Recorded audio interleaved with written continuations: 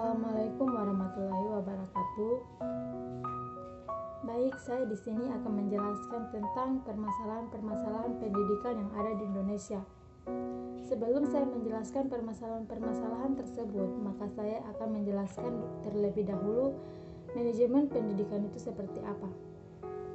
Nah, manajemen pendidikan yaitu suatu proses untuk melakukan perencanaan atau organisasi untuk memimpin dan untuk melakukan pengendalian. Karena manajemen ini dilakukan dalam dunia kependidikan, maka difokuskan dilakukan oleh tenaga pendidik serta sumber daya dari pendidikan itu sendiri untuk mencapai tujuan pendidikan. Nah, pendidikan merupakan aspek dasar kehidupan manusia, dan pendidikan seseorang bukan hanya mendapatkan ilmu pengetahuan. Selanjutnya saya akan menjelaskan tentang permasalahan-permasalahan kependidikan yang ada di Indonesia. Nah, permasalahan yang pertama yaitu kurangnya jumlah guru yang terampil. Guru adalah salah satu elemen pendidikan agar proses belajar mengajar dengan lancar.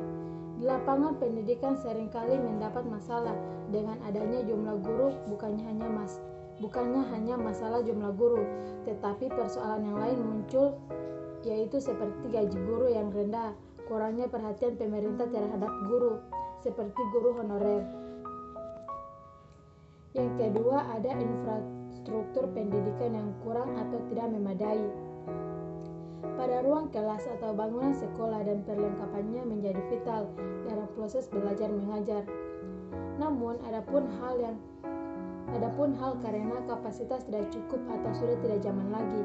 Belum lagi akses ke pendidikan anak yang kurang jauh memadai. Dari dulu hingga sekarang, masalah infrastruktur pendidikan masih belum memadai bagi pendidikan di Indonesia.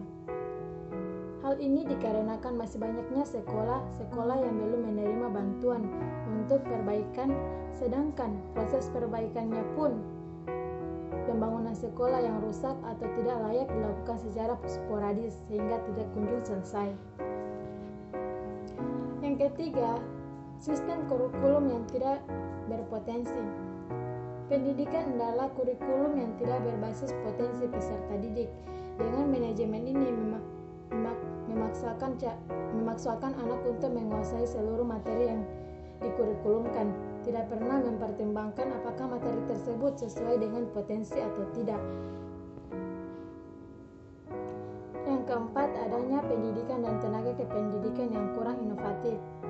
Ketika pendidik dan tenaga kependidikan masih berpola pikir bahwa tugasnya hanya untuk mengajar, bekerja untuk melaksanakannya tugas dan rutinitas semata, maka akan sulit lingkungan pendidikan itu berubah akan menjadi lebih baik. Mereka justru tidak merasa berkewajiban untuk melakukan inovasi manajemen pendidikan supaya hasil pendidikannya itu jauh lebih baik. Yang kelima yaitu adanya guru dituntut untuk mengikuti perkembangan dan tren pendidikan.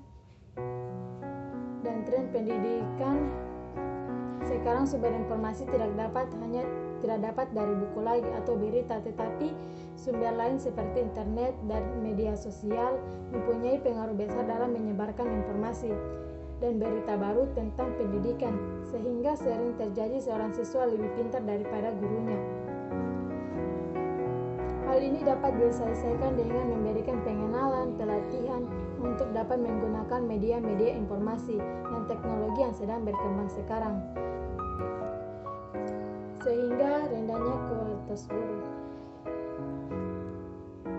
Baik, itulah penjelasan dari saya tentang permasalahan-permasalahan pendidikan yang ada di Indonesia. Jika ada salah-salah kata, saya mohon maaf. Wabillahi taufiq wal hidayah. Wassalamualaikum warahmatullahi wabarakatuh.